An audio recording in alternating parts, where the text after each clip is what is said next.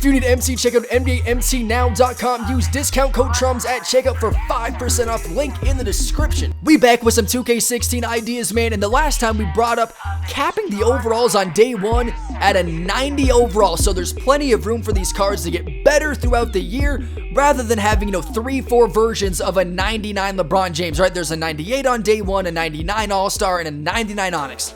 No point in that. Put these guys at a 90 overall at day one so they can have better cards throughout the year. But how do we get those cards without flooding, still having that pace? The first 2 weeks of the season, the first month, Steph Curry goes out for 50 points. LeBron James has a huge night, a triple-double.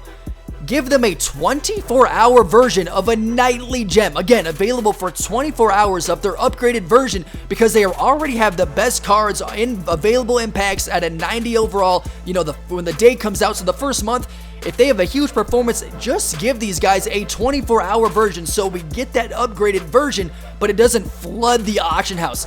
But what about the role players, man? 2K adds Emerald cards, I think 3 times a year this year.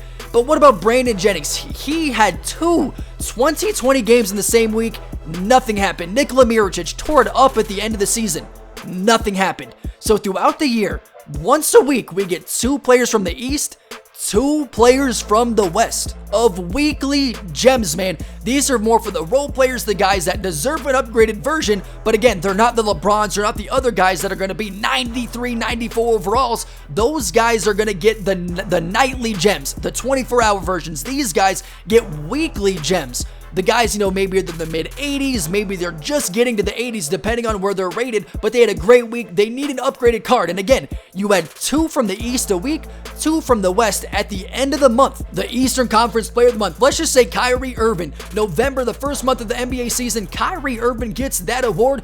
You have to collect all the players from the East, the weekly gems, to complete that collection and get that Kyrie Irving. But it's like on MUT, their collections. We need to create supply and demand, more value within these cards. So once you do a collection in 2K16, they stick in there. You cannot do a collection and sell the cards back. That is so dumb. It makes no sense because, again, the card values go down dramatically. That's why, for instance, you look at 2K15, so many gold cards, good cards, their values are so bad, which again, you open a pack, you get a gold card, you don't really make any coin.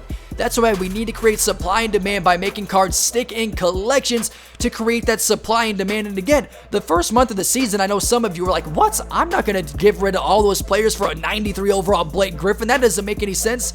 If the best players available in packs are a 90 overall LeBron James, 90 overall James Harden, and 90 overall Steph Curry, if you can get Kyrie Irving at a 93, a Blake Griffin at a 93, those are the best players in my team. For some of us, hey, maybe I don't open enough packs. I don't play my team enough. I just can't afford to do it. Collections aren't for everyone. You don't have to do it. But there's some other people, man, that have every card in the game, it seems like, in 2K15. They open so many packs. They have so many coins. These are what these collections are for. Collections aren't meant for everyone to do. Or else everyone would have every card in the game. For instance, but the look at 2K15, man, there's so many bad Emerald cards. Number one, they don't have any value because we're not going to use a 67 overall card. They don't go into a collection, so we're not going to use them. They don't have any value. What is the point of having these cards in packs? It doesn't make any sense. Don't give these big bulk upgrades. Give us 2 players from the East a week, 2 players from the West, and if we can collect all of them at the end of the month, we get a reward. And again, you don't have to do it. Collections aren't meant for everyone to do. But if you get lucky in packs that week, hey, maybe you open 3-4 packs, you pull 2 of them. You can either A, sell them, but again, because they're in that collection, they're gonna have great value. Or hey, maybe you got lucky, you pulled quite a bit of them. Your packs were fired for the month of November. You can complete that collection and then either A, sell Blake Griffin, makes a massive amount of coins, or hey, I have the best player available in my team. But that's one thing 2K needs to do, man, is add more weekly, more NBA content, man. We need to feel like the game is in tune with the NBA season. That's the one thing 2K never does, is really follow the NBA season. We got no playoff content. When people had huge performances, we didn't get anything, but yet when Kevin Garnett gets traded to the Timberwolves, he got an upgraded card. LeBron James signs with the Cleveland Cavaliers, he gets a new card, but yet when Steph Curry, Klay Thompson goes off for 37 points in a quarter, I think it was, he never got an upgraded version.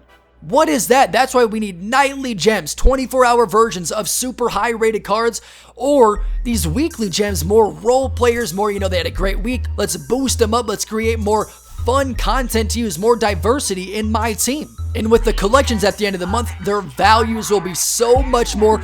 But let me know what you guys think of some of these ideas down below in the comments, and hit that like button for me, guys. If you want to see some more 2K16 idea videos, subscribe if you're new, and I will catch you guys next time.